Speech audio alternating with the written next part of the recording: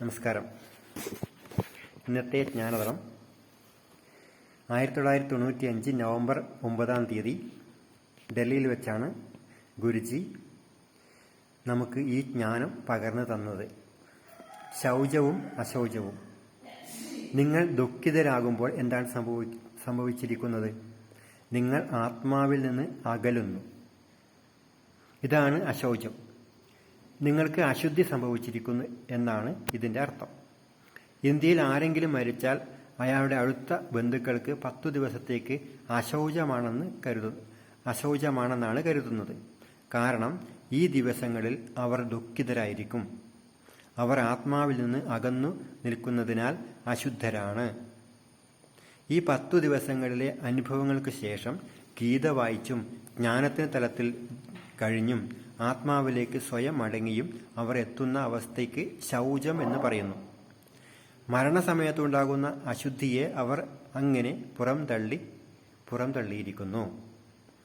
ഇത്തരം സംഭവങ്ങൾ നമ്മുടെ ജീവിതത്തിൽ ആവർത്തിച്ചുകൊണ്ടേയിരിക്കുന്നു.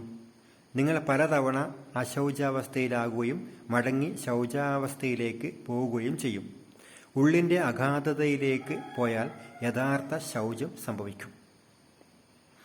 തെളിഞ്ഞ ബുദ്ധി, പ്രസാദമുള്ള മനസ്സ്, കേന്ദ്രീകൃതമായ ജാഗ്രത എന്നിവയാണ് ശൗചത്തിൻ്റെ ഗുണഫലങ്ങൾ. ഇവയൊക്കെ ആത്മസാക്ഷാത്കാരത്തിനുള്ള യോഗ്യതകളാണ്. ശൗചം ഇന്ദ്രിയങ്ങളുണ്ടാക്കുന്ന ശീലങ്ങളുടെ പിടിയിൽ നിന്നുള്ള മോചനമാണ്. ഓ ശരിയാണ്, ഇതാ വരുന്നു ആ സ്ഥിരം പ്രവണത. ഞാനിത് വേണ്ടുവോളം അനുഭവിച്ചു, എന്നിട്ടും ശരീരം ഇതുതന്നെ ആഗ്രഹിക്കുന്നു എന്ന അറിവ് നിങ്ങൾക്കുണ്ടാക്കുന്നു. സ്വന്തം ശരീരത്തിനോട് ഒരു നിമിഷ നേരത്തേക്ക് അനാസക്തി ഉണ്ടാകുമ്പോൾ അതൊരാശയമോ ഒരുതരം വിരക്തിയോ ആകാം. സാഹചര്യങ്ങൾ മാറുന്നുവെന്ന് നിങ്ങൾ അറിയും. എന്തിനാണ് ആളുകൾ പരസ്പരം ഇത്രയധികം സ്നേഹിക്കുകയും അടുപ്പത്തോടെ ജീവിക്കുകയും ചെയ്തതിനു ശേഷം പിന്നീട് വഴക്കുകൂടുന്നത്? അശൗചം സംഭവിച്ചിരിക്കുകയാണ്. ഇന്ദ്രിയ വാസനകളിൽ നിങ്ങൾക്ക് അനാസക്തി ഉണ്ടായിട്ടില്ലെങ്കിൽ ഇന്ദ്രിയ വാസനയുണ്ടാക്കുന്ന വസ്തുവിൽ നിങ്ങൾക്ക് നിശ്ചയമായും അനാസക്തി ഉണ്ടാകും. നിങ്ങൾ അപ്പോൾ വ്യക്തിയെയോ വസ്തുവിനെയോ കുറ്റപ്പെടുത്തും. ആരെയെങ്കിലും അന്യവ്യക്തിയായി കരുതുന്നിടത്തോളം കാലമേ നിങ്ങൾക്ക് അവരോട് ആകർഷണവും ആസക്തിയും തോന്നുകയുള്ളൂ. അവർ നിങ്ങളുടെ ഭാഗമാണെന്ന് ചിന്തിക്കുമ്പോൾ ആകർഷണവും ആസക്തിയും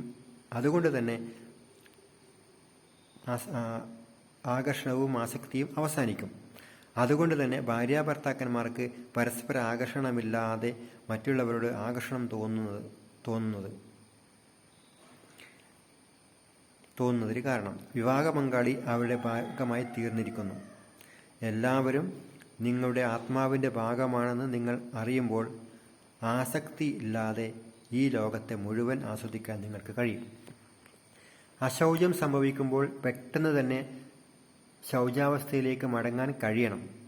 ലൗകിക സംഭവങ്ങളിലേതിലെങ്കിലും മുഴുകിപ്പോയാൽ ഓർമ്മിക്കൂ, ഞാൻ അശൗചമായിരിക്കുന്നു, അതുകൊണ്ടാണ് എനിക്ക് ദുഃഖം. എന്നിട്ട് ശൗചത്തിലേക്ക് മടങ്ങി വരൂ. ധ്യാനം, സുദർശനക്രിയ, സേവ, സത്സംഗം മുതലായ സാധനകൾ നിങ്ങളെ അതിന് സഹായിക്കും.